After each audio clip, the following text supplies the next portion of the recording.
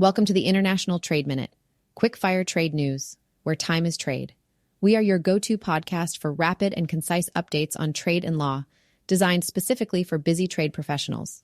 Sponsored by Riedel Law Firm and prepared by seasoned trade attorneys, our twice-weekly podcast packages your essential trade updates, all in the time it takes to enjoy your coffee break. Subscribe now on Apple Podcasts, Spotify, and Google Podcasts, and join the conversation with a network of like-minded professionals on LinkedIn. Where time is trade, make every minute count.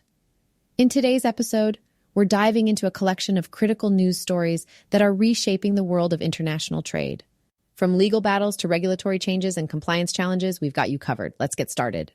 Our first story today, the Bureau of Industry and Security, or BIS, has dismissed appeals from two companies, a Turkish airline and a Russian tour company, who claimed they were mistakenly caught up in a temporary denial order related to Russia.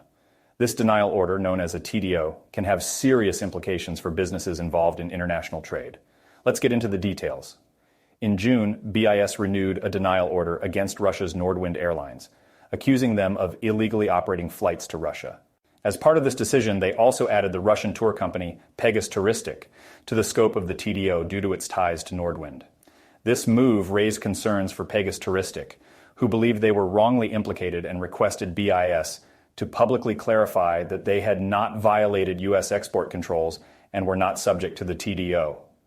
Similarly, Southwind Airlines, a Turkish airline, found itself indirectly linked to the TDO. BIS had mentioned in the Nordwind TDO that Pegasus Touristic had chartered with an unnamed Turkish airline, which began flights to Russia shortly after the imposition of stringent Russia-related export controls. This reference led to misunderstandings among Southwind's business partners, including Pratt and Ampey Whitney, who inferred that Southwind might have been involved and decided to cut ties with the airline. Southwind requested BIS to provide an email confirming their compliance with export controls, but the email didn't fully resolve their concerns. Both Pegasus Touristic and Southwind Airlines filed appeals in August, seeking a public acknowledgement from BIS that they were erroneously added to the TDO. However, an administrative law judge, Tommy Cantrell, ruled that they had no standing to appeal because BIS didn't name them directly in the TDO. Cantrell emphasized that his role was limited to determining whether the companies named in the TDO were related to Nordwind and whether the TDO was justified to prevent evasion. Since neither Southwind nor Pegasus Touristic were explicitly named in the TDO, he couldn't rule on their appeals. In response to the dismissal of their appeals, BIS confirmed that both Southwind Airlines and Pegasus Touristic are not subject to the license requirements and prohibitions in the Nordwind TDO. Up next, the Bureau of Industry and Security, or BIS, has issued a new recommendation for U.S. exporters. They are calling on companies to require their customers, especially those outside of the U.S.-led Global Export Controls Coalition, to sign written compliance certifications when shipping items that fall under specific high-priority harmonized system codes. While these customer certifications or end-user statements are not mandated by law, BIS believes they are a crucial tool in preventing the diversion of controlled items to Russia. This guidance is especially relevant if your business deals with certain electronic integrated circuits, radars, capacitors, and other items listed on the first page of the BIS guidance. BIS emphasizes that this is a best practice recommendation, and it's not meant to replace any existing measures that companies have in place to mitigate diversion risks. However, they strongly encourage all exporters to review the guidance and consider implementing it. So, what exactly should these certifications include? According to BIS, they should contain the following information: the full name and address of the customer's line of business, their website address, their role in the transaction, a copy of the business license for new customers, details about the activity the customer intends to undertake with the item, the name and address of the known end user if the customer is not the end user, a list of items covered by the transaction, confirmation that a license is required if exported to Russia or Belarus, an attestation that the customer will comply with the Export Administration regulations and will ensure that these requirements are passed down to other parties in the transaction. The date, the customer's name, title, phone number, email address, and signature. These certifications serve as a crucial step in ensuring compliance with export controls, and BIS is urging companies to be vigilant. They recommend that exporters review these certifications for any errors, omissions, or red flags. For example, if the customer's line of business doesn't align with the exported item, or if the phone number doesn't match the country where the customer or end user is located, it could raise suspicions. This guidance from BIS follows their recent expansion of the list of common high-priority items that exporters need to closely monitor for potential diversion to Russia. An official from BIS mentioned that they are making an all-out push to ensure that the industry, including forwarders, is aware of the risks associated with shipping items falling under these harmonized system codes. Our next story takes us to London, where the Bureau of Industry and Security, BIS, has been increasingly using a unique tool to regulate international trade. It's called the Is-Informed Letter, and it's causing quite a stir among businesses and trade experts alike. According to Nancy Fisher, a Pillsbury trade lawyer, BIS has been actively sending out these Is-Informed letters to companies, warning them that some of their currently unrestricted products may require an export license before they can be shipped. This practice has caught the attention of many, particularly because it seems to lack consistency. Some companies are receiving these letters while their competitors are not. Fisher said, "We're seeing more and more of this as a tool to try to get ahead of BIS efforts to regulate emerging technologies. The main issue at hand is the perceived unfairness of the process." Fisher points out that the challenge lies in the fact that the items mentioned in the Is-Informed letters are not on the export control list, and they are not being treated uniformly for all companies. This inconsistency creates competitive challenges within the industry. According to Nancy Fisher, if you're a company that got this letter and maybe your competitor didn't, you might actually be sitting in a situation where your products are restricted from going to China, but your competitors' products aren't. Fisher highlights that these letters are primarily targeting sensitive exports to China, particularly in areas such as quantum and semiconductor technologies. As Fisher mentioned, I do think this is something industry needs to have a conversation or continue to have a conversation in a lot of the expert working groups with the government to make sure that we're right-sizing the rules.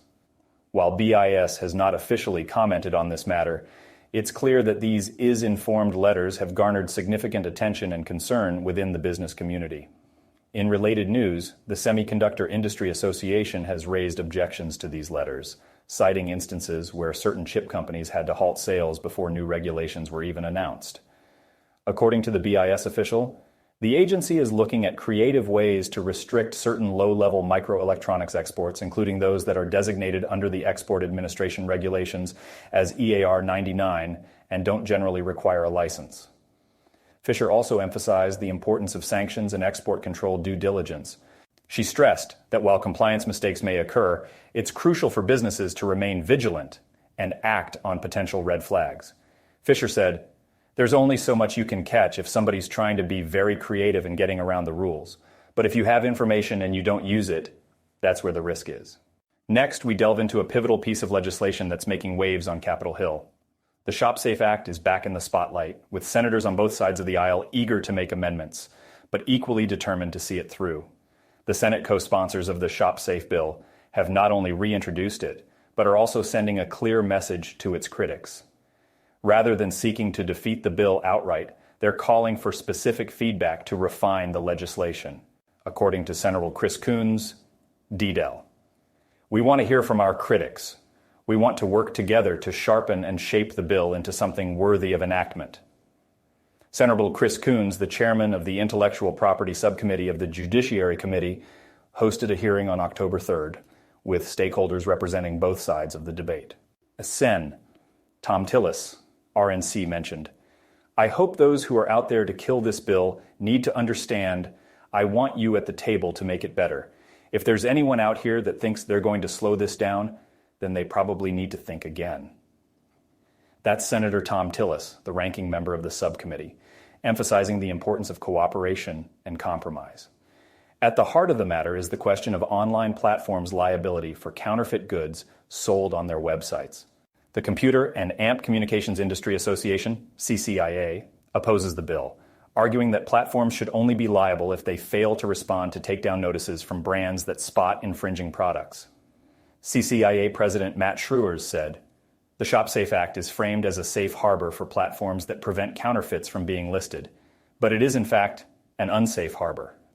Schruers contends that the responsibility to detect counterfeits should rest with brands, not platforms. Also, according to him, at the end of the day, we need cooperation, we need brand owners and platforms working hand in glove. But Senator Marsha Blackburn of Tennessee adds a different perspective. She stated, "And I think we need platforms to be more diligent in pulling things that they suspect are counterfeits. With billions of listings on major e-commerce platforms like eBay, Amazon, and Alibaba, the scope of the issue is vast, making it challenging for brands to monitor everything effectively." According to Daniel Shapiro, Senior VP at Redpoints, some platforms have made commendable strides in enhancing their anti-counterfeiting efforts by employing advanced algorithms and technology to detect and remove infringing listings promptly. Shapiro highlights the difficulty of policing such a massive online marketplace. In his written testimony, Shapiro also mentioned that Redpoint's discovery of infringing listings has doubled in the last year. According to him, some platforms have made commendable strides in enhancing their anti-counterfeiting efforts. This contentious debate over the Shop Safe Act reveals the complexity of addressing counterfeit goods in the digital age. While there's broad agreement that hazardous products should not be sold online, finding common ground on the role of platforms and brands remains a challenge.